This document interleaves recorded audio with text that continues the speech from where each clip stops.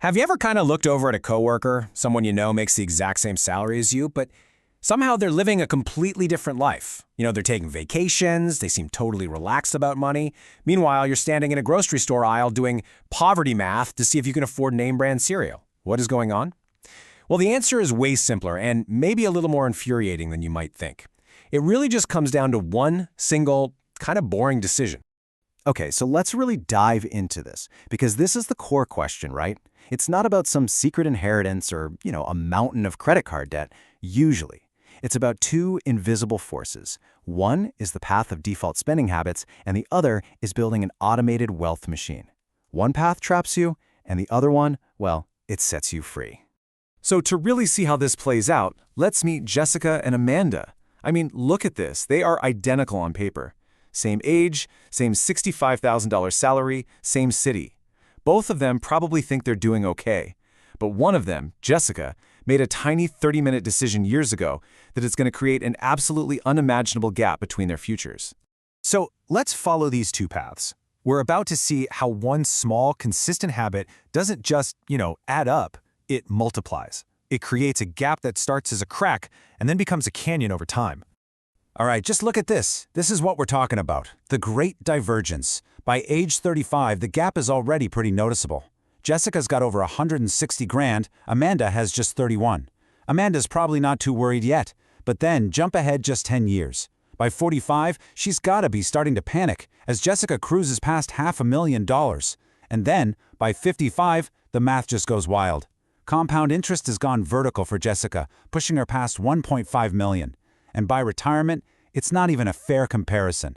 Jessica's a multimillionaire, while Amanda might have to keep working until she's 72, all on the same salary.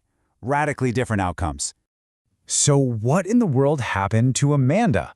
Well, she fell into what we call the default spending trap. These are all those invisible financial drains that, let's be honest, most of us fall into without even realizing it. They feel normal. They feel like what everyone else is doing, but they are absolutely devastating over time.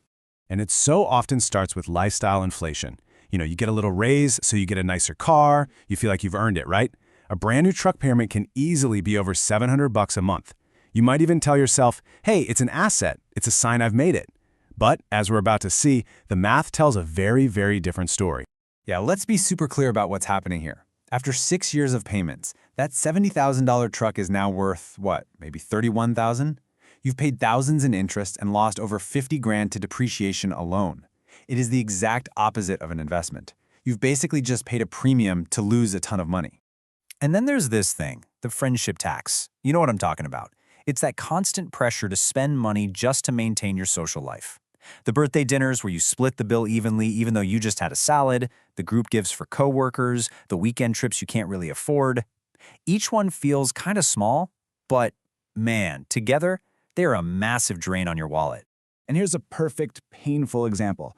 A destination wedding or bachelor party can cost you, as a guest, an average of $1,400. Just boom, one friend gets married and suddenly you're on the hook for flights, hotels, dinners, all in a city you didn't even want to go to. It's not just a celebration, it's like a mandatory 4-figure social tax. And if you're in your late 20s or 30s, you're paying this tax multiple times a year. So when you add it all up, this is the default path. That $500 a month or even more just vanishes. It goes into a new car payment, a bunch of subscriptions you totally forgot you had, that social pressure spending, and oh yeah, those tempting buy now, pay later options that trick your brain into overspending on stuff you don't even need. But what about Jessica? What did she do differently? She built a boring wealth machine. And I really want you to focus on those keywords, boring and machine. This isn't about being a stock market genius or timing the next big thing. Nope, it's about creating a dead simple, automated system that just works for you in the background while you go live your life.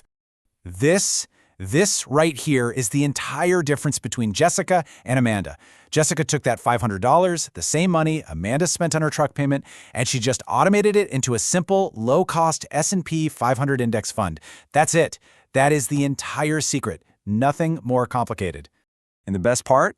Setting up this machine takes less time than it takes to watch an episode of your favorite show. Seriously. Step 1, open an account at a place like Fidelity or Vanguard. Step 2, link your bank. Step 3, buy just one single, boring, diversified fund that tracks the whole market. Step 4, automate the investment. And then, step 5, and this is probably the most important one, you forget it exists. You let it run, you don't touch it, you don't panic sell when the news gets scary, you just let the math do its magic.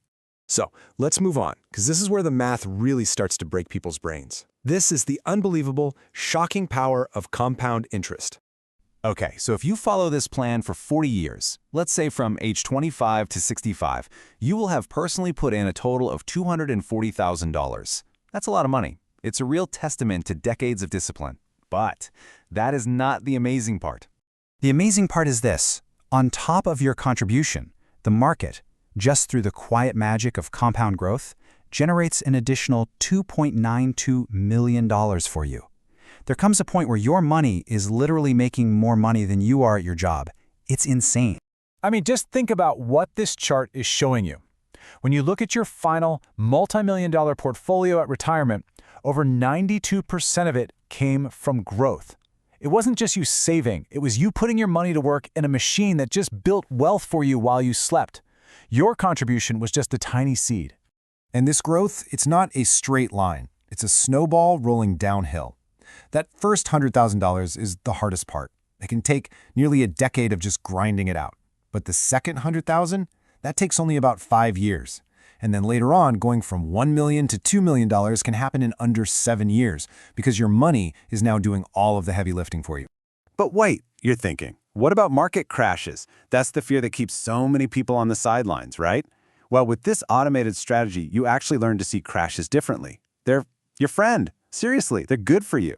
Your automatic $500 investment simply buys more shares when prices are low. It's like your future wealth is going on sale, and you're the only one smart enough to keep buying. So it really all comes down to this, a single decision. Something you can do in the next 30 minutes that quite literally determines which financial path you walk for the rest of your life. And you have to understand, the cost of waiting is brutal. Because time is the magic ingredient for compounding, every year you delay makes the goal exponentially harder. Waiting just 10 years means you have to more than double your monthly investment to get to the same result. The finish line starts moving away from you faster than you can run. So, there are 2 versions of you that exist 40 years from now. One is financially free, secure, and has options. The other one is working part-time in their 70s, one medical bill away from disaster, constantly wondering where all the money went. The only thing that determines which one of those people becomes real is the choice you make today. Because in the end, this isn't about hoarding millions of dollars just for the sake of it. It's about building a life where you have the freedom to make choices based on what you want to do, not what you can afford to do. It's about getting to a point where the number in your bank account is no longer the main character in your life story. And that freedom, that peace of mind, it all starts with one boring automated decision.